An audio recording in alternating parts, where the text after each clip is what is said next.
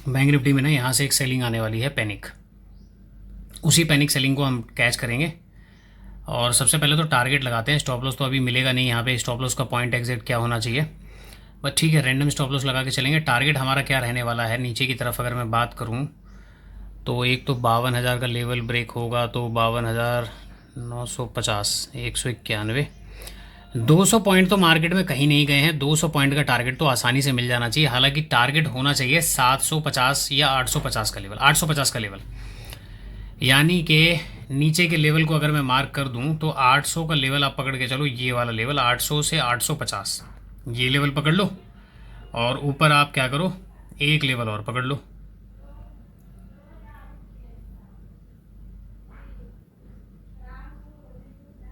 ये वाला level.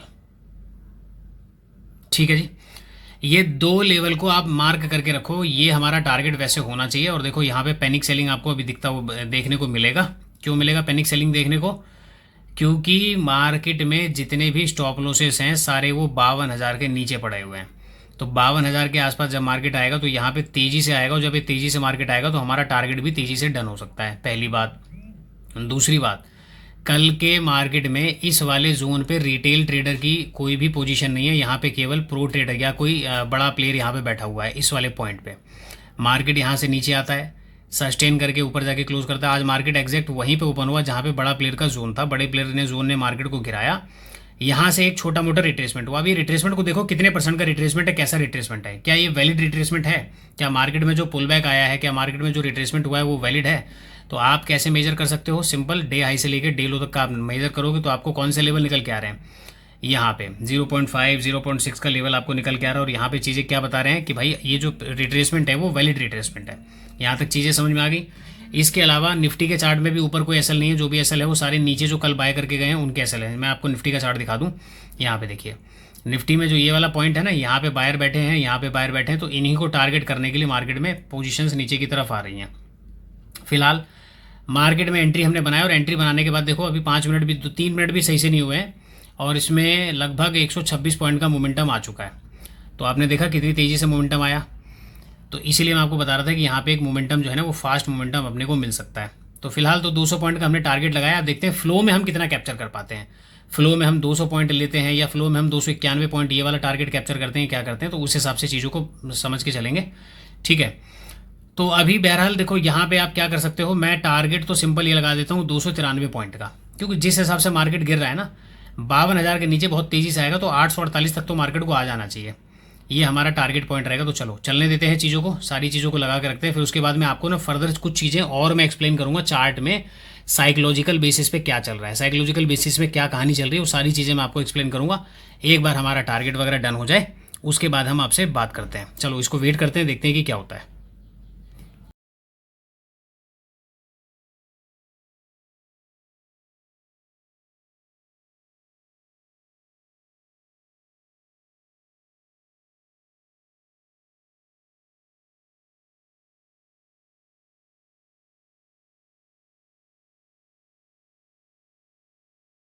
To 260+ point का मोमेंटम डाउन साइड में मिल चुका है, और वो भी बहुत फास्ट मूव मिला हुआ है।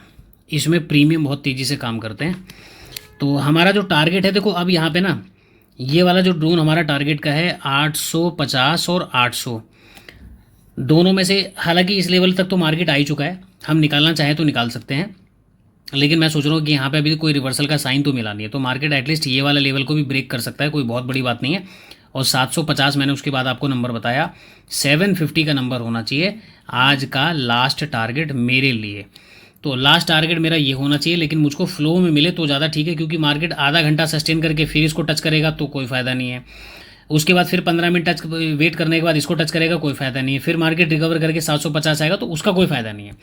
ऑप्शन बायर को फ्लो में मोमेंटम मिले उसी का फ़ायदा है। अदरवाइज मार्केट ने अगर आपको इतना बड़ा मोमेंटम दिया 260 पॉइंट प्लस, तो ये सबसे अच्छा मोमेंटम है कि यहीं पे निकल के भाग जाओ।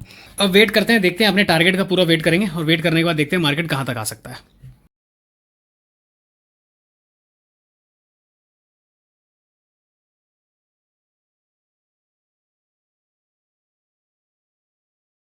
सो फाइनली गाइज 293 पॉइंट का जो मोमेंटम है डाउन साइड में, हमने वो कैच कर लिया। ठीक है, 293 पॉइंट, टारगेट क्या था हमारा 850 का। अब देखो इसके बाद मार्केट अगर नीचे इस लेवल को ब्रेकडाउन वगैरह करता है तो फिर सीधा 750 के लेवल आप मान के चलना कि 750 के लेवल आपको देखने को मिल सकते हैं आज की डेट में। इस चार्ट में क्या है सीखने वाली चीज़, क्या है बताने वाली चीज़, अब वो लर्निंग में आपको बता देता हूँ। फिलहाल मैंने अपने पोजीशन को यहाँ पे एग्जिट कर दिया। बहुत है यार, 293 पॉइंट अगर मोमेंटम कैप्चर हो गया, लगभग 300 पॉइंट आपने कैप्चर कर लिए, तो प्रीमियम में भी सोचो ना, मार्केट में यहाँ से लेके यहाँ तक कितना बड़ा मोमेंटम हुआ है, तो प्रीमियम में भी ठीक ठाक मोमेंटम कैप्चर हो जाते हैं। अब ये चार्ट के पीछे की साइकोलॉजी मैं आपको समझा देता हूँ। देखिए यहाँ पे कल की एनालिसिस में हमने क्लियर एक बात कही थी, ये जो पॉइंट हमारा रहेगा, मार्केट अगर इस पॉइंट के आसपास कहीं पे भी ओपन होता है डायरेक्टली हमारा प्लान होना चाहिए सेलिंग का। ठीक है, हमने फिर इसके आसपास भी बात की थी, हमारा प्लान होना चाहिए सेलिंग का। बाइंग की कंडीशन थी, बहुत कम कंडीशन थी, उस कंडीशन पे मार्केट आया नहीं, एक बात। दूसरी बात, मार्केट जब नीचे आ रहा है, यहाँ पे फिर मार्केट ने सपोर्ट लेके ऊपर गया, तो इस पॉइंट का लगभग 0.61% तक मार्केट रिकवर होता है। उसके बाद देखो ये अचानक से सेलिंग फिर से आपको देखने को मिलती है। जब आप कैंडल्स को ध्यान से देखोगे तो कैंडल्स को ध्यान से देखने के बाद आपको क्या पता लग रहा है, यहाँ पे जो सेलिंग हुई है, बड़े बड़े सेलिंग्स हुई है, बाइंग में कोई जोर नहीं दिख रहा। उसके बाद फिर सेलिंग का कैंडल देखो, आपको यहाँ पे इससे भी पता लगेगा।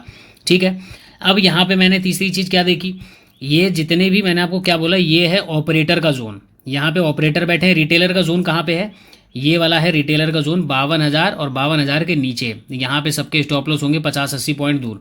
तो मार्केट में किधर जाना चाहिए, मार्केट को, मार्केट ओपन होता है ऑपरेटर पॉइंट से, मार्केट आता है प्राइस एक्शन बना के सीधा कहाँ पे जाता है, क्योंकि मार्केट डायरेक्टली तो गिरेगा नहीं ना भैया, प्राइस एक्शन बनाए बिना कैसे चलेगा मार्केट। यहाँ पे सारे ऑपरेटर को मार्केट ने ट्रैप किया और ट्रैप करके नीचे आ गया। ये बात आपको समझ में आ गई। हमने टारगेट क्या लगाया था, पहले हमने 200 पॉइंट डिसाइड किया, लेकिन पता था कि मार्केट बहुत तेजी से आ रहा है, तो ये 800 से 850 वाला जोन जो है टच करेगा। तो लगभग ये 850 और 800 के बीच का थोड़ा सा नीचे आ गया लेवल, और यहाँ तक मार्केट ने 824 का लो लगाया है। 824 का ये आज का लो लगा हुआ है, तो यहाँ तक अपना काम कंप्लीट हो गया। फिलहाल इसके अलावा निफ्टी के चार्ट में क्या देखा था, निफ्टी के चार्ट में मैंने आपको कल भी बताया था एनालिसिस में, हम केवल और केवल इस बायर को टारगेट करने के लिए काम करेंगे। मैंने आपको बताया था कि इस बायर को मार्केट निकाले या ना निकाले, एटलीस्ट इसके प्रॉफिट का 70 to 80%, 60% का प्रॉफिट जो है वो कम करने के लिए जरूर आएगा। अपने को बस वो अपॉर्चुनिटी का फायदा उठाना है। अब यहाँ पे कोई सेटअप आपका बना नहीं बना, यहाँ पे कोई बाइंग का सेटअप बना, अगर बना तो ठीक है, अदरवाइज मार्केट ने यहाँ पे फिर से डबल टॉप बनाया और डबल टॉप बना के मार्केट नीचे गिर गया। तो जो व्यू देखो, जो डायरेक्शन होता है ना, हमारे पास अगर डायरेक्शन डिसाइड होता है तो उसी डायरेक्शन के हिसाब से हम अपनी एंट्री को प्लान करते हैं कि हमारा सबसे बेस्ट एंट्री क्या होगा। समझ रहे हो, अगर हमारा प्लान सेलिंग का है तो हम सेलिंग की चीज़ों में फोकस करेंगे, हमारा प्लान बाइंग का है तो हम बाइंग की चीज़ों में फोकस करेंगे। फिलहाल अभी के लिए इतना ही। अब मार्केट यहाँ से 500 पॉइंट और गिरेगा या 400 पॉइंट और रिकवर करेगा, फिलहाल कोई मूड है नहीं। 15 मिनट में कोई चीज़ें दिखती है तो बात की बात है। फिलहाल अभी के लिए यहाँ पे मैं एंड करता हूँ। फिलहाल इस वीडियो के अंदर इतनी एनालिसिस थी, मिलते हैं किसी और वीडियो के अंदर। वीडियो पसंद आया हो तो वीडियो को लाइक जरूर करना, चैनल बनाए हो तो चैनल को सब्सक्राइब जरूर करना।